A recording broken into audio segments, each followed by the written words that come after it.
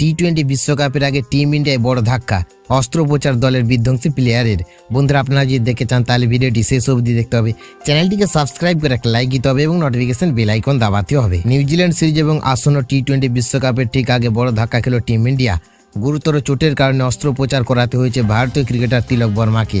এই পরিস্থিতিতে নিউজিল্যান্ডের বিরুদ্ধে টি-20 সিরিজে তার খেলা কার্যত অনিশ্চিত হয়ে পড়েছে।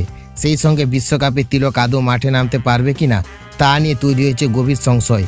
যদিও ভারতীয় ক্রিকেট বোর্ডের পক্ষ থেকে এখনো পর্যন্ত এই বিষয়ে কোনো আনুষ্ঠানিক ঘোষণা করা হয়নি। সংবাদ মাধ্যমের রিপোর্ট অনুযায়ী দক্ষিণ আফ্রিকা সিরিজের পর কিছুদিনের বিশ্রাম নিয়ে বিজয় হাজারে ট্রফিতে খেলতে নেমেছিল তিলক বর্মা। সেখানে ঘরোয়া ম্যাচে চলাকালীন আচমকা তলপেটের গুরুতর চোট পান তিনি। টাইমস অফ ইন্ডিয়ার প্রতিবেদনে দাবি করা হয়েছে, চোটের ফলে তার শরীরের অভ্যন্তরীণ রক্ষণাক্ষণ। বন্ধুরা,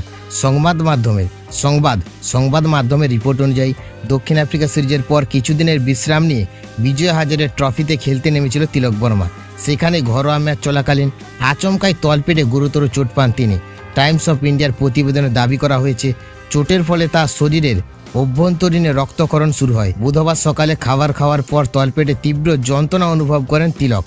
পরিস্থিতি বুঝে দ্রুত তাকে হাসপাতালে নিয়ে যাওয়া হয়। চিকিৎসকদের প্রাথমিক পরীক্ষার পর জানানো হয় বড় বিপদ এড়াতে অস্ত্রোপচার জরুরি। এরপর ভারতীয় ক্রিকেট বোর্ডের সেন্টার অফ এক্সিলেন্সের চিকিৎসকদের সঙ্গে পরামর্শ করে সফলভাবে অস্ত্রোপচার সম্পূর্ণ হয়। অপারেশনের পর তিলক বর্তমানে স্থিতিশীল এবং সুস্থ রয়েছে বলে খবর। তবে একাধিক সংবাদ মাধ্যমের দাবি, নিউজিল্যান্ড সিরিজে তিলক বর্মার খেলা প্রায় নিশ্চিতভাবে সম্ভব নয়। এমনকি টি-20 বিশ্বকাপের শুরুর দিকে তার মাঠে নামা নিয়ে বড় প্রশ্নচিহ্ন রয়েছে।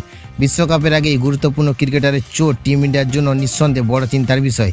তিলককে না পেলে তার বদলি হবেন কে তা নিয়ে এখন কোনো স্পষ্ট তথ্য সামনে আসেনি।